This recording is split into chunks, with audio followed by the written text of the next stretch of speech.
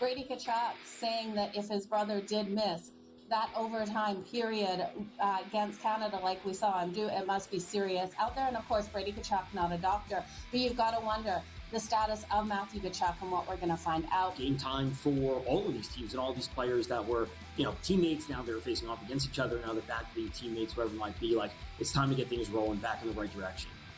HL Today, only on SportsGrid.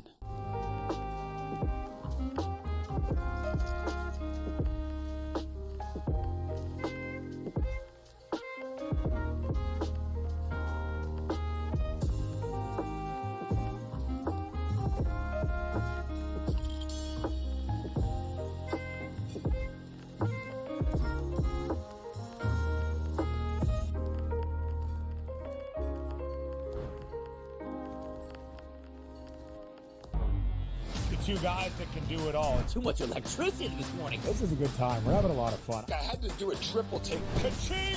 Why? Because it's parody. I didn't mean to offend. Yeah, it's not going to happen. Load management is a dirty word. Let him rip. You know what? Circumstances provide the results. What? How do you do this once? Oh, Donnie, you got such a good show there. A network that is booming. The Early Line, only on SportsGrid. Yeah, Duke the 1, Houston the 2. They're the two best defensive teams in the country. I want to see them play for the right to go to the Final Four because I think that would be a kick-ass game. Duke is really great on both ends of the floor. They can score and they can defend, and that's why they win by big numbers all the time, because they're really good on both ends of the floor. I don't trust Houston's offense. Pharrell Coast to Coast, only on SportsGrid.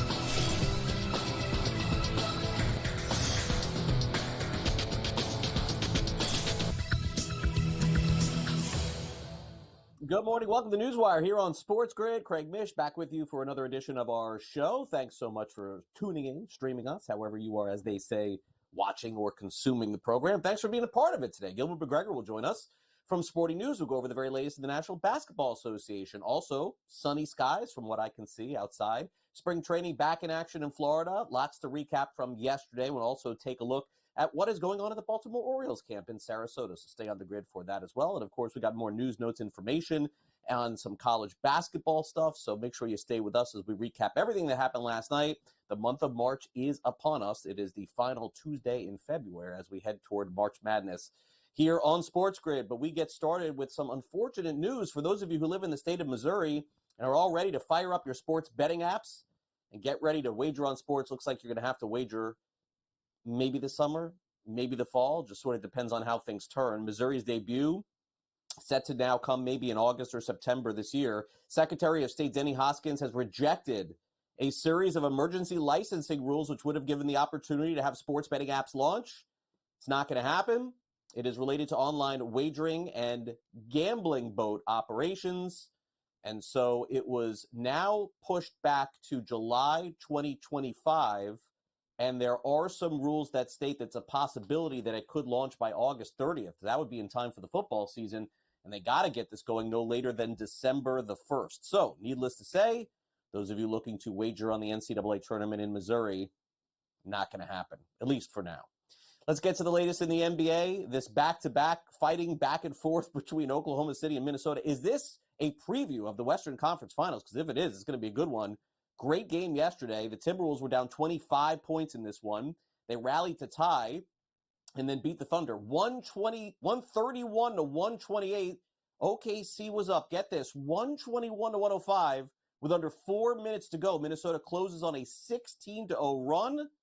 If there is one team this season that does appear that they can beat Oklahoma City in the West, it is Minnesota. Anthony Edwards credited the coach's defensive changes at the end of the game to the reason why they came back and inevitably won. How did you see that? I don't know. I'm on the bench just watching the game like, oh, we got another stop.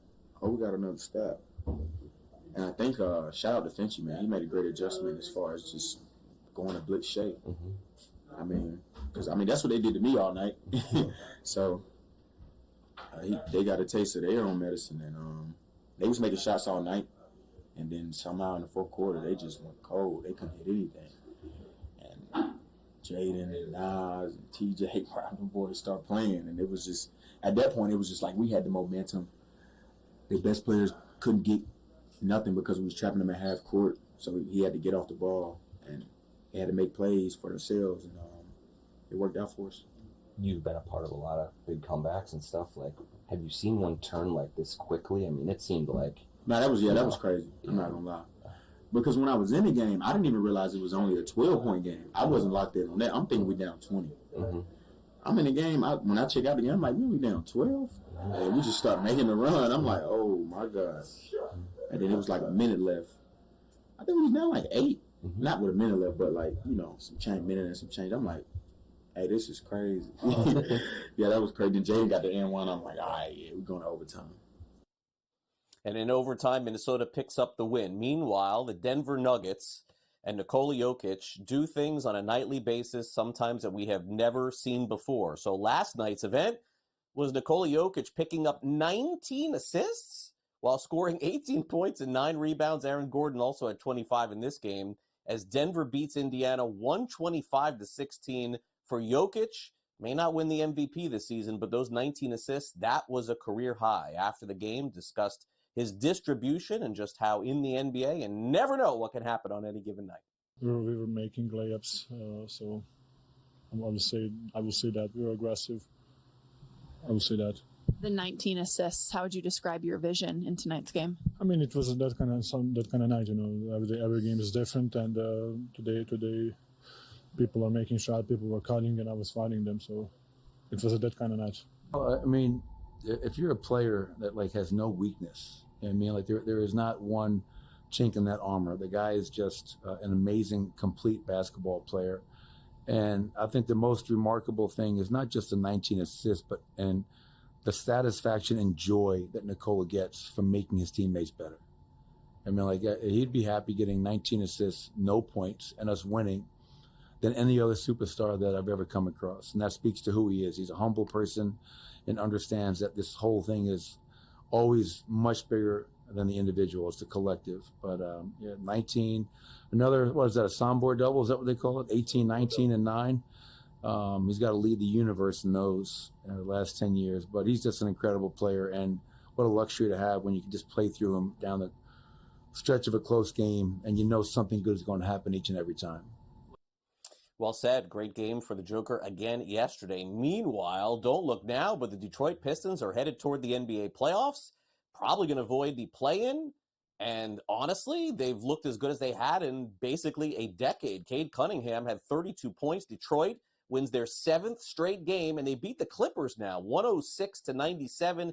Cade Cunningham with 32 points in the game. And the last time Detroit was this good, 42-16 was their record back in 2007-2008. They picked up their 32nd win of the season. Cade Cunningham talked about winning back-to-back games and also winning 7 in a row. Thought it was a great win. Thought it was another great win.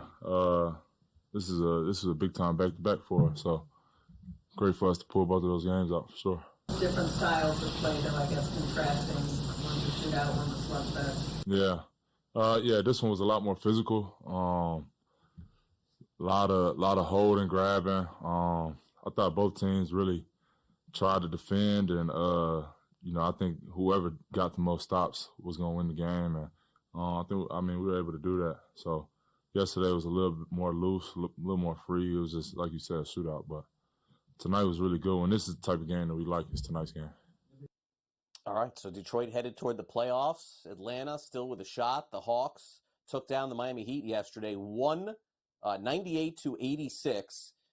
The Hawks allowed their fewest points since 82 back in 2021 against Cleveland. Miami lost for the 6th time in 7 games. In college basketball, the number 1 team in the country remains Auburn. They were announced as number 1 in the top 25 yet again. Kansas, by the way, preseason number 1 out of the top 25 for the first time since 2021. Meanwhile, Hunter Dickinson did have a double-double, so Kansas beats Colorado. Maybe they can jump back in. Final score 71-64. Dickinson had 32 points and 13 rebounds. They take on Texas Tech Saturday. Number 4, Houston takes out Texas Tech. 69-61 was the final there, and Houston now the first team to win a major conference title in its first 2 seasons since Idaho did it just the other day, 1922, 1923. Kelvin Sampson talked about the effort. Every team has its own identity with its own fabric and its own makeover. We work so hard when nobody's around. And I think when you put in the time and effort, you create your own expectations. I have no idea or really care about anybody else's. All that matters is ours. We prepare to be successful. But, it's not easy to win in this league. 49-46 was the score of a college basketball game last night. Michigan beating Nebraska, that was the deal. 49-46 the final. North Carolina beats Florida State 96-85. All right, Grapefruit League and Cactus League action set to go today. Yankees will not have Giancarlo Stanton for the rest of spring training, it would appear. He's back in New York for a medical evaluation. The Jays will roll out Max Scherzer today. He'll make his spring debut for Toronto. Blake Snell will make his debut for the Dodgers, and Luis Castillo will make his first start as well. And condolences to the Cleveland Guardians family as owner Lawrence Dolan passes away at the age of 94. We'll take a quick time out here on the show. Gilbert McGregor is up next.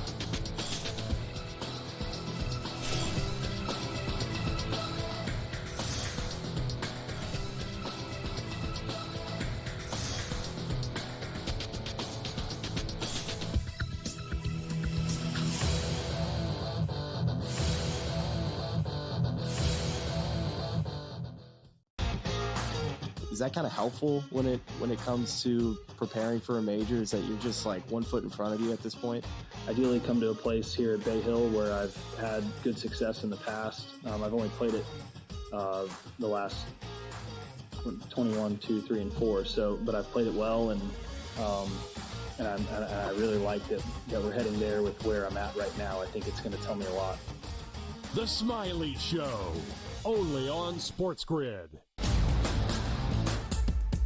We know the Knicks are talented. They're 37-20. It's not a bad season by any stretch. They're just not beating the upper echelon team. This is the Knicks team right now. They're a very good team. And I'm a Knicks fan. You can't look at there and say, this team can win a championship. They're not good enough. They're not good enough defensively. Are we the New York Knicks or are we the New York Fugazi? Forget about it. The Early Line, only on SportsGrid. Big news out of New York. Mitchell Robinson, cleared for 5-on-5. OG Anunoby, cleared for 5-on-5. That's big news for the Knicks as they start to get themselves healthy. It's about constructing the right roster, the combination of veterans, young guys, and transfers.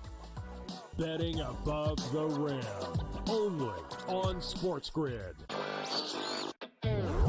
I guess this is the battle for second place in the NBA's MVP. It's been Shai Gilgeous-Alexander. He was like minus 250 a couple months ago. Then last month it was 3-1. I think it's now up to minus 440 here. Voter fatigue is a real thing, but there is a chance for him to maybe go on a hot tear, go on a stretch that maybe opens the conversation back up a little bit. I wouldn't say Shai's completely out of the woods just yet. NewsWire, only on SportsGrid.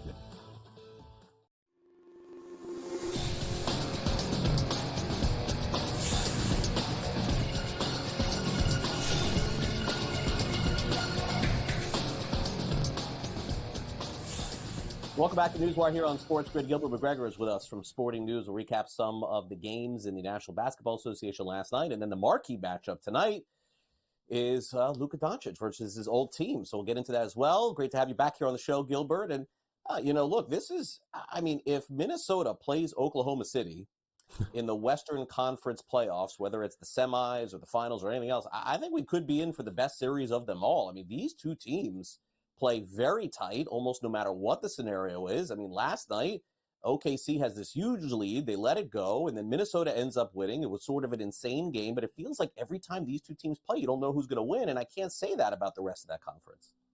Absolutely, Craig. And it's the second time in about 2 weeks that we talked about Minnesota getting the best of OKC right before the All-Star break. We had something similar, not the comeback that they had last night, but a win over this Thunder team. And they played 2 times in 2 nights, and there's a lot of familiarity between these 2 teams, and that was on display. I think we saw the blueprint, again, to beat this OKC team. During that fourth quarter and overtime, they shot 2 of 20 from three-point range, and they shot 20-something% from the field. So as soon as they go cold, you have an opportunity for the door to be wide open, and you don't expect to see 25-point comebacks that often. But credit to Timberwolves, Jaden McDaniels, Naz Reid, Nickeil Alexander-Walker. Those guys stepped up and made big plays, and Anthony Edwards brought them home. So like you said, if we see these 2 teams play in the postseason, it'd be a great series. Yeah, and by the way, Edwards had 17 points yesterday, but it was Jaden McDaniels that led the team yesterday with 27 points. Naz Reid had 22, so really balanced attack, as you could see here, by the Timberwolves. They'll need to do that to advance far in the West. Meanwhile, every night is a new night in the NBA for Nikola Jokic, doing things that no one else has done in the history of the league, and that would include a 19-assist performance, Gilbert, for the big man yesterday. My gosh, is there nothing this guy cannot do? I understand that SGA is going to win the MVP and Jokic is going to finish second. Statistically speaking, though, it's just fatigue because Jokic's numbers at the end of the year are going to be just as good, if not better. But needless to say, I'm still amazed that we're watching history every night this guy plays. The guy's incredible. That's just the only way to put it, to watch what he does on a nightly basis. And honestly, he's so good, and the way he's playing is the only reason why I think the door is not completely shut on that MVP thing, because the Thunder are 46-11. I do think Shea will ultimately go away with it. But Jokic is just doing things we've never seen before. 19 assists from the center position. One of the greatest passers to ever play the game, and making a case to be the best passer to ever play the game. And the Nuggets have been taking care of business. The Pacers are no slouch, but they've won 10 of their last 11, with the exception being that big loss to the Lakers over the weekend. But don't look now, but Denver is pretty comfortably, or at least for now, in second in the Western Conference. And a lot of it has to do with Nikola Jokic and what he brings out of his teammates. So, if you haven't watched him and sat down and watched him, I would encourage you to do so, because he really does play the game the right way. Do you think they pose a bigger threat, or Minnesota, based on the matchups? I'm just honestly looking at it, and I'm looking at Minnesota playing, with OKC very close every time. Denver may be the better team. Denver may be better than Minnesota, but is this about matchups? Do you think either of them have a shot?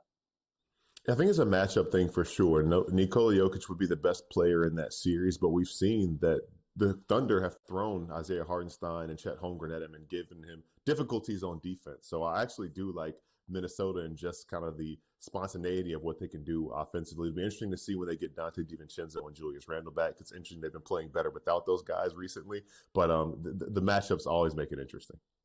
All right, so tonight's matchup will be the must-see TV game for the NBA of the month, at the very least. Lakers taking on the Dallas Mavericks, and it's Luka against his old team. Unfortunately for Dallas, they don't have Anthony Davis, so naturally this point spread is going to be high, and LA is playing good basketball. They're 9-point favorites, total 232. Got to watch the injury report with this game like the rest of the NBA. I would have thought coming out of the All-Star break, everybody would be healthy and playing, Gilbert, but that's never the case in the NBA. Do the Lakers stomp on Dallas tonight? Will Kyrie maybe take this a little personally tonight? I don't know. What do you think? It's Kyrie taking it personally probably wouldn't be enough for the injury-riddled Mavericks. No Anthony Davis, no Daniel Gafford, no Derek Lively. So they're really thin in the front court. And it's just their luck. Luka Doncic has figured it out. He's coming off of his best game in a Lakers uniform. And best believe everything that's happened over the past 3 or 4 weeks is very much on his mind. He will be motivated. JJ Redick will be motivated. LeBron James, that entire Lakers team is going to be motivated to get this win for their guys. So I do like the Lakers in this game tonight. They're coming off a big win against Denver. I think that did a lot for their confidence, whereas the Mavericks are coming off of another emotional game. Klay Thompson was back in Golden State when Andre Iguodala got his jersey retired. So these two teams, I think, are just in the wrong spot for this to go any way other than the Lakers' way. All right, and then another game tonight, East meets West, with the Bucks taking on the Rockets. Houston's been fantastic all season long, but especially more so as an underdog, Gilbert. Once they become the favorite, a little bit different. Again, check the injury report tonight for Milwaukee. They're banged up too, total of 225.5. Any opinion on this game? I'm leaning Milwaukee in this one. They've been playing pretty well, even though Bobby Portis is out with suspension. They've won 4 straight games. Giannis is coming off of that minutes restriction, and he's been playing really well. So I'm slightly leaning Milwaukee in this one, but I do expect a close game. All right. And then finally, Gilbert, I mean, we're getting some reports here about the All-Star game running it back the way that they did this past season. I mean, I guess I'm surprised to see this. I mean, I don't know if you are, but, tinkering has always been the way of these leagues. I mean, they didn't get good ratings. Nobody really thought it was a great idea. I'm not really understanding how they decided to do this again, if they will. Yeah, if they do, maybe they're just deciding not to abandon it after one season. And you know what? Maybe next year it'll be a better game if they don't take a 30-minute break to honor some of the broadcasters that are there, which honors and credits tip to the inside the NBA crew. But I think that threw off the vibe of the game. So maybe with a different presentation next year, I think the game's going to be on NBC. So maybe they try it one more time and we go from there. But I guess change can be good if you accept it, but it's a lot on the guys to buy in and see where they go from there. Yeah, up that money a little bit. That's what I say, Gilbert. Maybe it'll get them to play a little harder. Sad that that's where we're at, but we are there in the NBA. All right, Gilbert, great to catch up with you again. Thanks for coming on NewsWire. Appreciate it. Absolutely. Thanks for having me. All right, should be a fun game tonight. Lakers, by the way, were thought to be, I mean, I know Anthony Davis got hurt, but the Lakers were thought to be the losers of the trade this season, meaning that maybe Dallas was better for right now and the Lakers are better for the future. It hasn't been that way at all. Once Davis got hurt, clearly they were going, the Lakers were going to win this trade. But the Lakers have actually played much better. And as Gilbert said, Luka's starting to find his footing there a little bit. In Tinseltown, coming up next, it is the Sports Grid Sound Off. Ben Stevens weighs in on Big Ten basketball. Don't go away.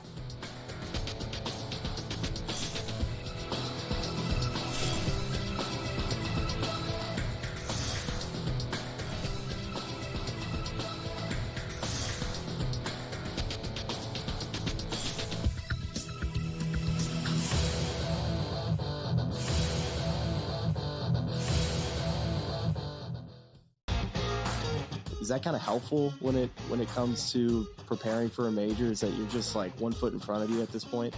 Ideally come to a place here at Bay Hill where I've had good success in the past. I've only played it the last 21, 2, 3, and 4. But I've played it well, and I really like that we're heading there with where I'm at right now. I think it's going to tell me a lot. The Smiley Show, only on SportsGrid. We know the Knicks are talented. They're 37-20. It's not a bad season by any stretch. They're just not beating the upper echelon team. This is the Knicks team right now. They're a very good team. And I'm a Knicks fan. You can't look at there and say, this team can win a championship. They're not good enough. They're not good enough defensively. Are we the New York Knicks or are we the New York Fugazis? Forget about it. The Early Line, only on SportsGrid. Big news out of New York. Mitchell Robinson cleared for 5-on-5. OG Anunoby cleared for 5-on-5. That's big news for the Knicks as they start to get themselves healthy. It's about constructing the right roster, the combination of veterans, young guys, and transfers. Betting above the rim, only on SportsGrid. I guess this is the battle for second place in the NBA's MVP. It's been Shai Gilgeous-Alexander. He was like minus 250 a couple months ago. Then last month it was 3-1. I think it's now up to minus 440 here. Voter fatigue is a real thing, but there is a chance for him to maybe go on a hot tear, go on a stretch that maybe opens the conversation back up a little bit. I wouldn't say Shai's completely out of the woods just yet. NewsWire, only on SportsGrid.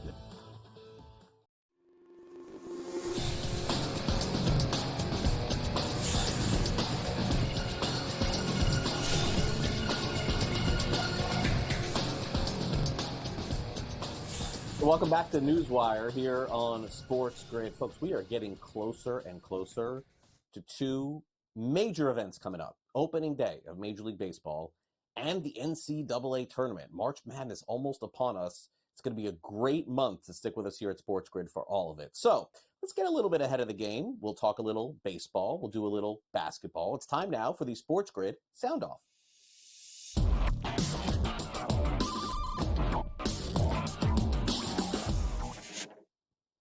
To say it's an embarrassment of riches for the Dodgers would be accurate. Have 6 or 7 starters who could pitch anywhere. let alone on opening day of Major League Baseball. But guess who's back again? It is time now for Tyler Glasnow to take his turn in the Dodgers spring rotation. Talked about returning to the team after the injury last year and being back on the mound. Good. It was nice to be back out there. It's been a while in an actual game. I felt sharp. I felt good. Dave was talking earlier about just kind of managing, obviously, the work you've been doing this offseason, looking to be kind of more in that athletic kind of body work and mindset. How did you feel just putting it out there and playing in a game with some of those adjustments you've made? It felt really good. I didn't think about it. I think that's kind of more for practice. I think it is, Dave hit on it, but a theme of just like, I'm going to try and work on when I go out to the game, just be as athletic as I can. And I looked at a little video, looked good. I didn't think about it, and the mechanics felt solid. How different, are the mechanics this year for you, just kind of mentally when you're pitching? Has it felt like a big change, or is it just kind of more subtle stuff? Not a huge change. It's more just how I land, and I don't want to be super open. It's really not a huge difference. It's just a small step for healthier, kind of towards the catcher mechanics, I guess. March 18th, Dodgers-Cubs overseas. Get ready for that. Meanwhile, get ready for Tom Izzo back in the NCAA tournament. One of the hottest teams in the country is Michigan State. They beat Michigan, although Michigan did pick up a nice win yesterday. Here is Pharrell and Carver breaking down basketball in Motown. We always talk about SGA. We talk about Joker. You talk about MVP type of stuff. What this guy's done with the Pistons this year, Cade Cunningham, he should at least be in the, top 4 or 5 for that award, right? I know he's not going to win, but he should at least be in the discussion with turning around how awful that franchise has been for the last few years. I want to see him actually, and I agree with you, he should be in the conversation for sure, but I want to see him, perform in the playoffs. What this is an infusion of a new team into the mix in the boring NBA, where it's always the same teams year after year that are in the playoffs for the most part, right? And then the finals are always, it's a handful of teams that have a shot at the finals, and it's the same handful of teams. I think the addition of the Pistons to the mix and seeing them do this in a regular season is one thing. I want to see him do a playoff run. I want to see him get into the playoffs and do some damage. Got a little ahead of myself. It was Carver and Pharrell on the Pistons. So it is Michigan basketball here on the sound off, so I'm not totally, I was wrong, but not totally wrong. Needless to say, Detroit now with 32 wins on the NBA season. All right, now we get to Izzo season. March is coming. That means it's Michigan State. It means it's time for another run at the NCAA tournament. Can Michigan State not only win the Big Ten, but make some serious noise come March? Here is our very own Ben Stevens with a preview of what to expect from the Spartans down the stretch. There is a new team atop the Big Ten standings. It's Michigan State, a familiar name and program leading the Big Ten title race after a huge rivalry victory over the weekend on Friday night in Ann Arbor against Michigan. The Wolverines entered that matchup in the top spot and an odds-on favorite to win the Big Ten regular season crown.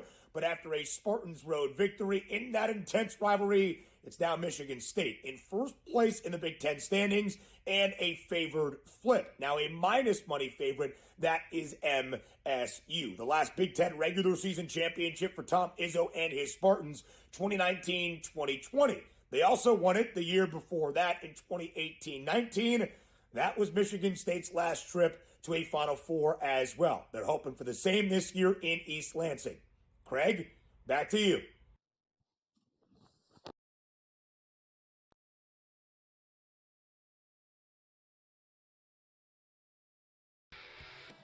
Brady Tkachuk saying that if his brother did miss that overtime period against Canada like we saw him do, it must be serious out there. And of course, Brady Tkachuk, not a doctor, but you've got to wonder the status of Matthew Tkachuk and what we're going to find out. Game time for all of these teams and all these players that were, teammates. Now they're facing off against each other. Now they're back to being teammates, whatever it might be.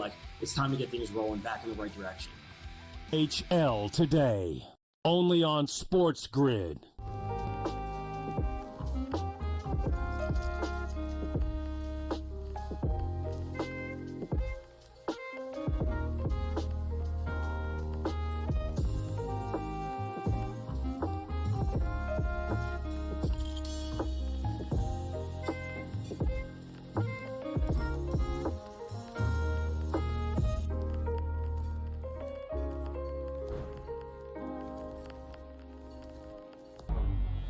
two guys that can do it all. Too much electricity this morning. This is a good time. We're having a lot of fun. I had to do a triple take. Ka-ching! Why? Because of parity. I didn't mean to offend. Yeah, it's not going to happen. Load management is a dirty word. Let him rip. You know what? Circumstances provide the results. What? How do you do this one? Oh, Donnie, you got such a good show there. A network that is booming. The Early Line, only on SportsGrid. You have Duke the 1, Houston the 2. They're the two best defensive teams in the country. I want to see them play for the right to go to the Final Four because I think that would be a kick-ass game. Duke is really great on both ends of the floor. You know, they can score and they can defend, and that's why they win by big numbers all the time, because they're really good on both ends of the floor. I don't trust Houston's offense. Pharrell Coast to Coast, only on SportsGrid.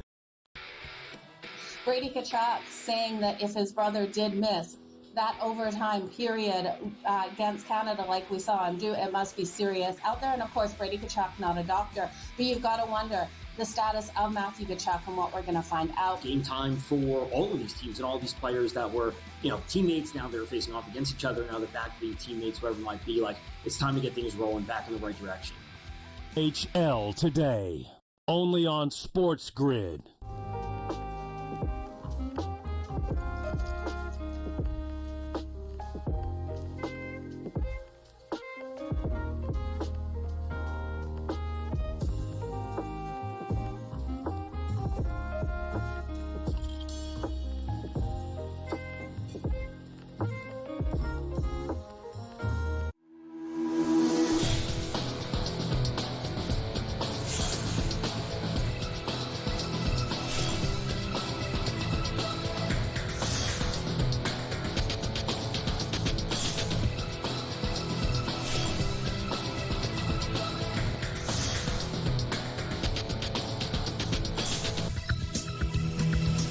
Welcome back to NewsWire here on SportsGrid. So great to have Josh Graham back from WSJS talking college hoops out of North Carolina. It's going to be a busy conference tournament time coming up here. We're just a couple of weeks away. So let's check in with Josh and we'll get to some ACC stuff. But first, let's talk some Big 10, Big 12 as well.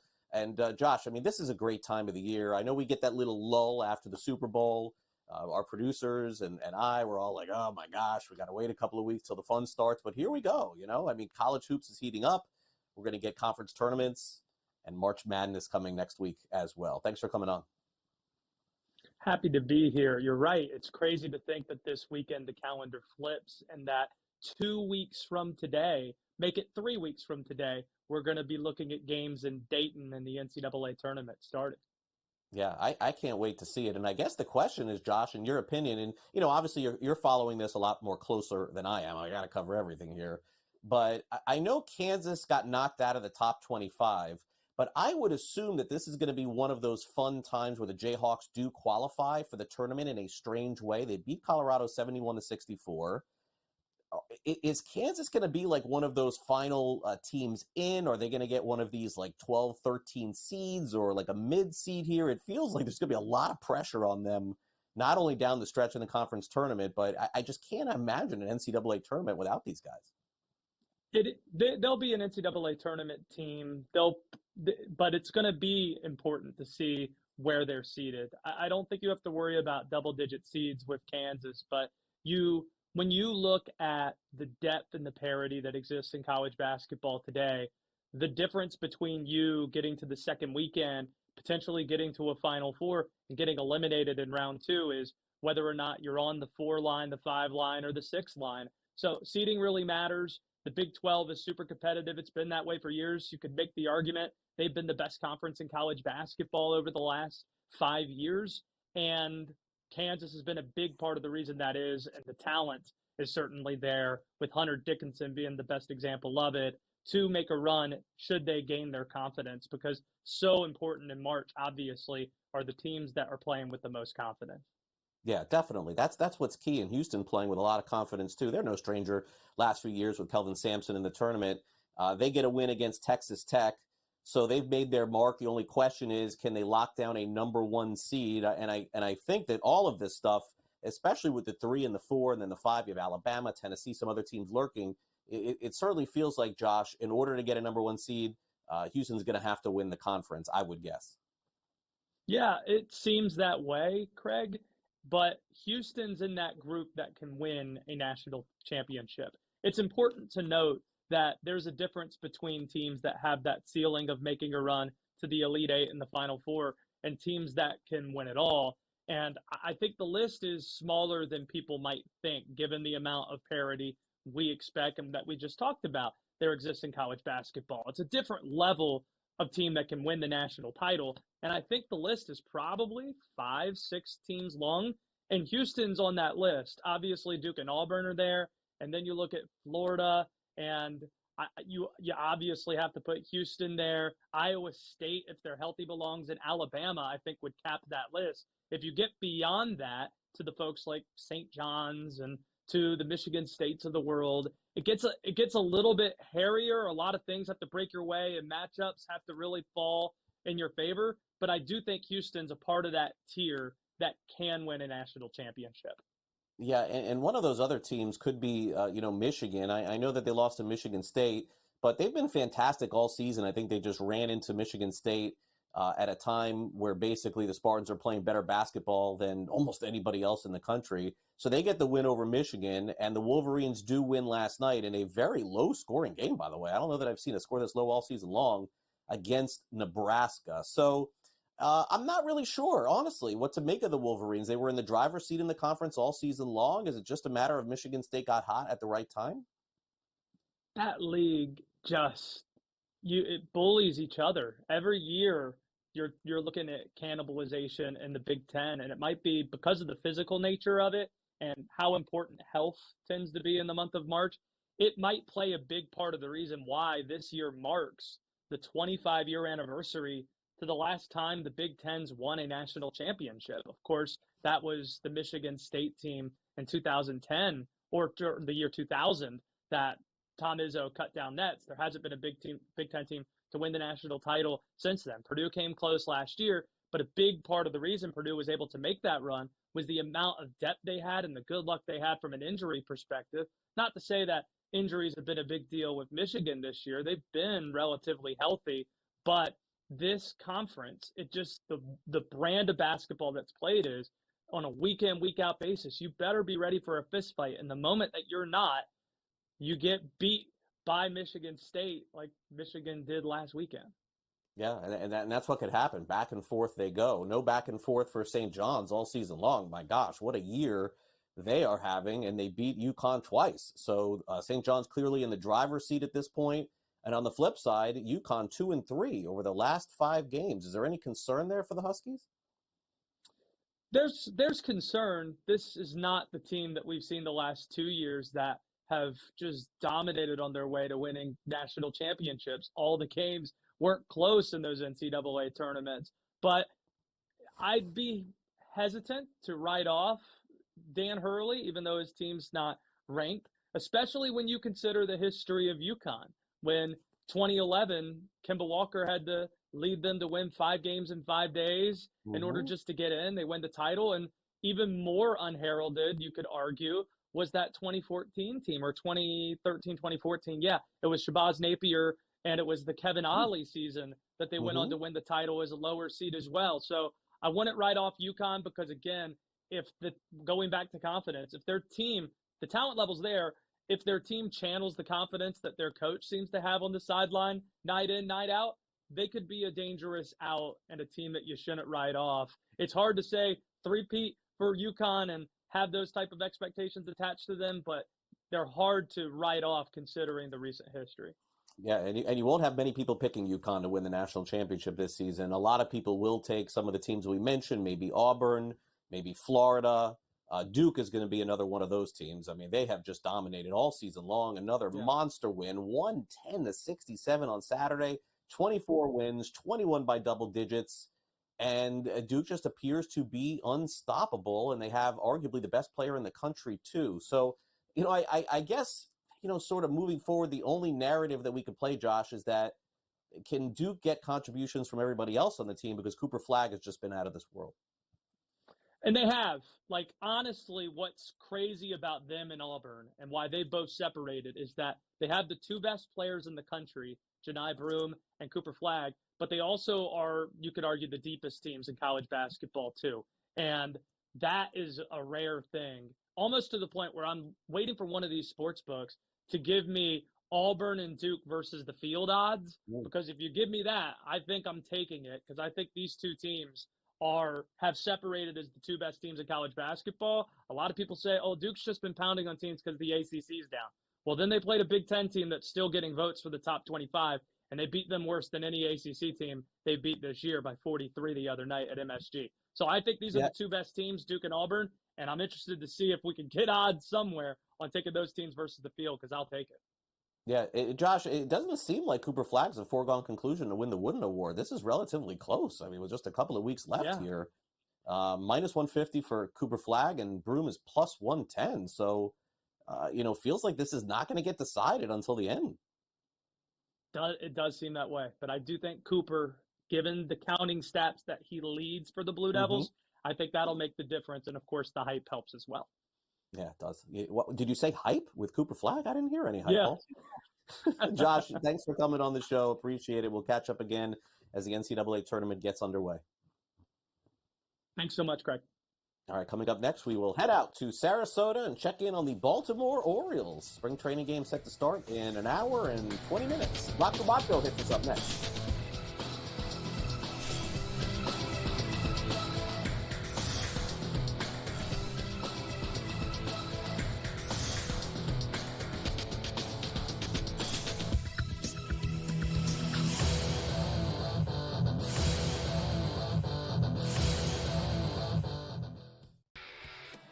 Brady Tkachuk saying that if his brother did miss that overtime period against Canada like we saw him do, it must be serious out there. And of course, Brady Tkachuk, not a doctor, but you've got to wonder the status of Matthew Tkachuk and what we're going to find out. Game time for all of these teams and all these players that were, teammates. Now they're facing off against each other. Now they're back to being teammates, whoever it might be. Like, it's time to get things rolling back in the right direction. HL today, only on SportsGrid.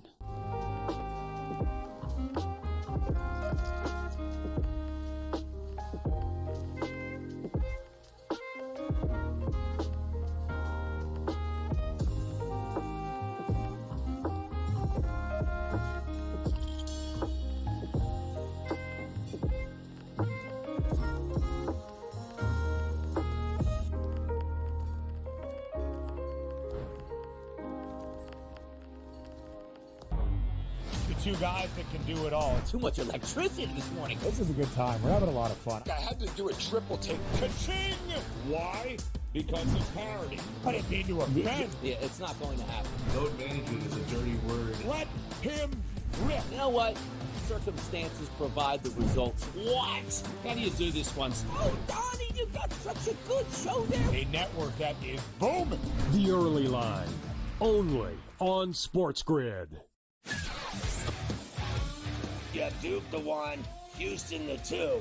They're the two best defensive teams in the country. I want to see them play for the right to go to the Final Four, because I think that would be a kick-ass game. Duke is really great on both ends of the floor. They can score and they can defend, and that's why they win by big numbers all the time, because they're really good on both ends of the floor. I don't trust Houston's offense. Pharrell Coast to Coast, only on SportsGrid.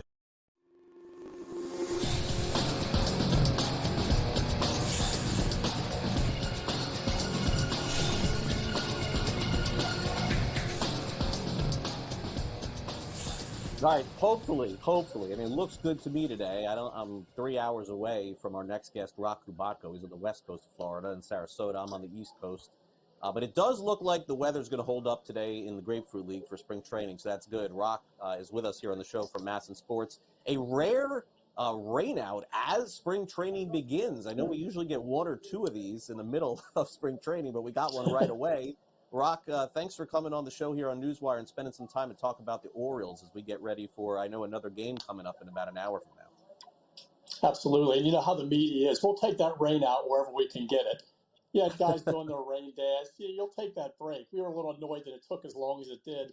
to announce it, but it worked out well. We got our morning clubhouse time in, so you can gather some interviews, whatever, and then we got booted out, and it was a beautiful thing. So yeah, it was, and you know, I think as we kind of go into the season, it's every year is different. I think with spring training, but in this particular year for the Orioles, most of the cast of characters are back yet again after the season that they had last year. Of course, Corbin Burns is the one name that everyone talks about. He is gone, signed elsewhere, signed with the Arizona Diamondbacks, but.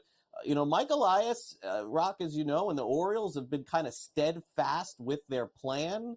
Not really. I mean, some people say they don't push their foot all the way down on the pedal here, but they seem to have this non-deviation plan for how they're going to approach things every year, and that certainly didn't change in the offseason.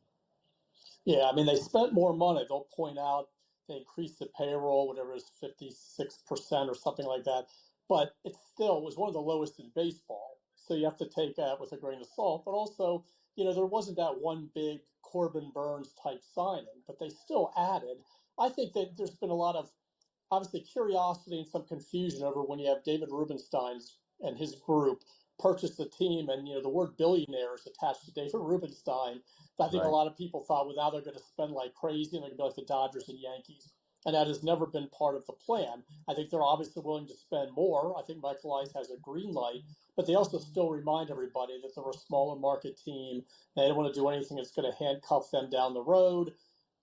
Conceivably, if you want to sign your younger guys to long-term deals, as plenty of teams do, you're going to need money there. So, they're not spending crazy, but they did increase payroll. They plugged a bunch of holes, and they're really happy with this club.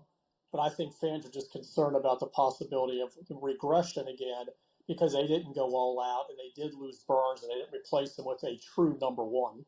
Yeah, I think all those things are fair. It's just, part of it is, the Mike Elias did it that way in Houston, signing their own guys, but generally speaking, not bringing in a ton except for at the deadline, piecing things together. The Orioles won 91 games last year, 3 games behind the New York Yankees. And so if, as you see there, that was the record last year. So if Corbin Burns is gone, the question is, how do you replace him? The replacements are not Corbin Burns. That's pretty obvious. But Zach Eflin will take his rotation spot with the Orioles this season. To me, the bigger story, Roch, here is something that I just cannot believe. And I know he's going to start today. But I know Charlie Morton. And 5 years ago, I thought Charlie Morton was going to retire. And then I thought 4 years ago he was going to retire. And 3. And he talked about retiring several years. So, he is one of the most thoughtful players in Major League Baseball. Honestly, he's done a lot of media with me through the years, too. And I'm super thankful for him. But I am just shocked that he is back again. And the only thing I can think of is I know that he lives in that area, like Bradenton, Sarasota. Maybe, the extra month and then playing for the Orioles. Maybe is that the reason why he's back again? Yeah, I think there was a really good fit for him as far as his family goes. He obviously has a very understanding wife. Was it like 4 or 5 kids? You could understand if she would be like, "Hey, do you want to stay home now and help me out here?" But and he's a big time family man, but it just worked out for him. And he's been one of the more durable guys, which is amazing considering his age. He is a great influence in the clubhouse. You get reports from other writers about the new guys, and everybody says, "Oh, Charlie was one of our all-time favorites. Very thoughtful with his answers, just a good guy." So I told him, "You've got a reputation of being one of the better media guys." And he paused and said, "Thanks, I guess." And then he proceeded to give me a great conversation and prove that he is exactly like that. So he wasn't signed to be the number one. The way you kind of slot things now, he could be a 3 behind Eflin and Grayson Rodriguez. You got Dean Kramer behind him and Tomoyuki Sugano, who guy with the 6-pitch mix, had a great career in Japan for 12 seasons, but has never pitched here. But they're very confident that he's going to be very good at the back end of the rotation. It has potential to be a really good unit. But again, when you subtract a Corbin Burns, immediately there are those concerns about who's going to pick up that slack at the innings and just giving him a chance every 5 days to win. But maybe a full season of Eflin they think is going to make a difference because he was a deadline pickup. And a full season of Grayson Rodriguez could be huge. He's a former number 1 pick that Elias inherited. And when Elias told everybody, "Hey, the cupboard wasn't bared when I got here," he was referencing quite a bit about Grayson Rodriguez, but he's had an injury every year, lat, shoulder, whatever. If you get a full healthy season out of him, he could be that number 1. And that's what they're counting on. Yeah, next step would be the proper term maybe for Grayson Rodriguez. So as we know, the Orioles are going to roll with the offense. That's basically what's carried them, the pitching piece together. And so The big loss was Anthony Santander, but really, is it? I mean, Tyler O'Neill, if he plays 120 games, I mean, he could, honestly, conceivably put up the same amount of numbers. I mean, it's just a great lineup. It's one of the best in the division. It is. And, you lose the 44 home runs, but who's to say that he would have done that again? O'Neill, he had 31 last year. Guy's got tremendous power. They figure it to be more collectively. You don't look for one guy to make up all of that. They figure a full season now, Jackson Holiday, they expect a lot more out of him. Heston Kjerstad, you're going to get Colton Cowles is going to keep progressing. Gunnar Henderson, obviously one of the top players in baseball. Adley Rutschman had that curious drop-off in the second half last year. They don't expect that to happen. So they just Jordan Westberg, a full healthy season, they hope from him. I think he had 18 home runs, and he had missed quite a bit of time with an injury. So they think you could have all these guys collectively can make up for that power. O'Neill certainly looks like he can. The guy is chiseled. I thought he was a strength and conditioning coach when he walked by, and I'm like, oh, his dad was a bodybuilder, and I get it. He has a dad bod, but in a very good way. Yeah, you guys have a lot in common in that category, Roch. I would say you guys can hang out. I saw you post, I believe, on social media. Let's get a quick update on the best closer in baseball 2 years ago. We got 30 seconds. Bautista, to me, was the best. Is he back and ready to go yet? I mean, they're going slowly with him. He's going to throw a couple more live batting practice sessions. He had one a couple days ago. And then they think he's going to be ready for opening day, but they're not going to throw everything on him like they would have normally. They're going to kind of ease him into the role. He hasn't pitched since August of 23, but he will be healthy and ready for opening day. All right. Thanks, Roch. Great to catch up. Have a great spring. Thanks. Good seeing you. Thank you.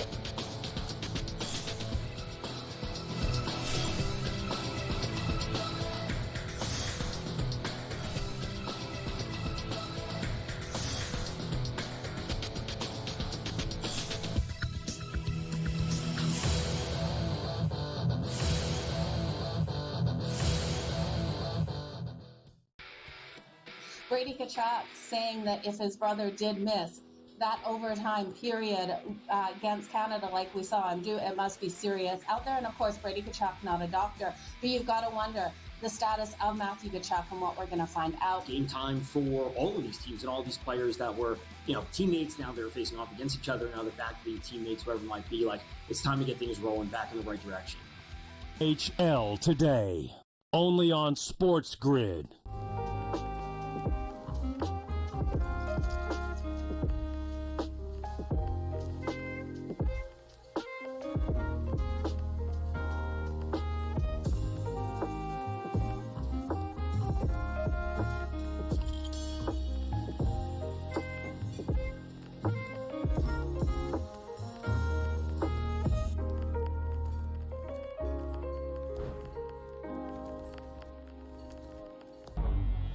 Two guys that can do it all. Too much electricity this morning. This is a good time. We're having a lot of fun. I had to do a triple take. Ka-ching! Why? Because it's parody. I didn't mean to offend. Yeah, it's not going to happen. Load management is a dirty word. Let him rip. You know what? Circumstances provide the results. What? How do you do this once? Oh, Donnie, you got such a good show there. A network that is booming. The Early Line, only on SportsGrid. You have Duke the 1, Houston the 2. They're the two best defensive teams in the country. I want to see them play for the right to go to the Final Four because I think that would be a kick-ass game. Duke is really great on both ends of the floor. They can score and they can defend, and that's why they win by big numbers all the time, because they're really good on both ends of the floor. I don't trust Houston's offense. Pharrell Coast to Coast, only on SportsGrid.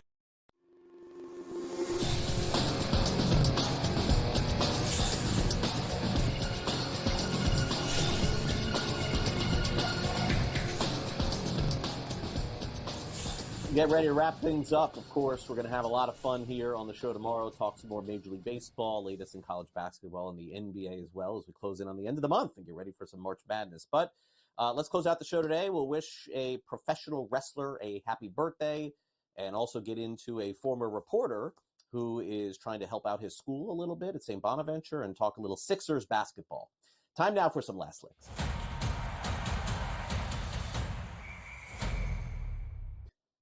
My gosh, could I make money like this too? Because I got a lot of this stuff.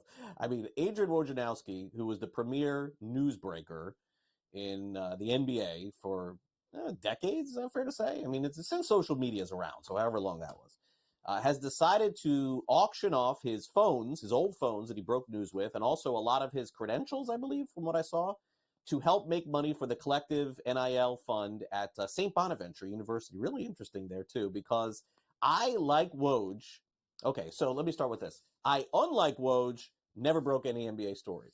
But I, like Woj, have a phone where I've broken some stories, and I also have 1 million press credentials that I have kept, and I still have 2. I don't think mine are worth what his are worth, but needless to say, he's auctioning them off. It's actually a really smart idea. I do give a lot of credit to this because he's been to the major events, the NBA Finals, the NBA Draft, the championship. He's been to it all.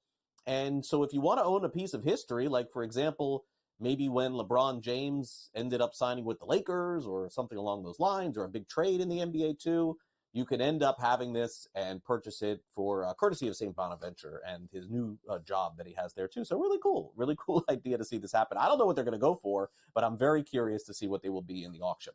All right, so we have talked a little 76ers basketball over the last couple of days. Things have pretty much hit rock bottom. They're one of the worst teams in the East.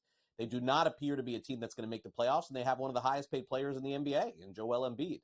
So last night, one of the reporters who covers the 76ers for the Fox affiliate there, Fox 29, sent out a social media post, which is sort of insane, that said that anybody that wanted to go watch the 76ers play at the Wells Fargo Center, folks, you could buy tickets to go to an NBA game last night, not in one of these obscure places, but in Philadelphia, Pennsylvania, for just $2.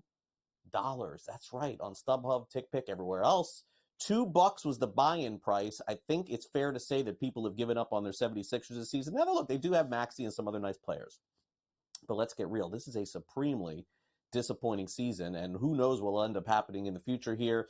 We're supposed to get some update here in the next 24, 48 hours on Joel Embiid. There are some that feel he may not play another game this season for the 76ers. Needless to say, it may go, by the way, from $2 to $1. Can you imagine getting into a pro game? I mean, what's the parking, though, right? Like, that's the deal. You're still going to have to pay $25 or somewhere to park, I'm going to guess. I don't know. I've never been to that arena in Philadelphia.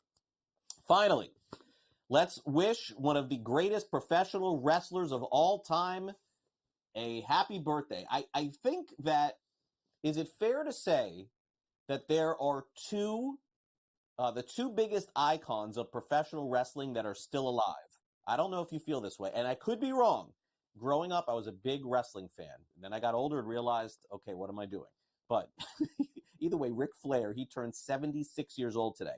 I think the two living legend icons in a tier of their own above everybody else are Hulk Hogan and Ric Flair. Now, I maybe there's some people who disagree, and you could put The Rock and John Cena, a lot of others in there. I think those are, who is it?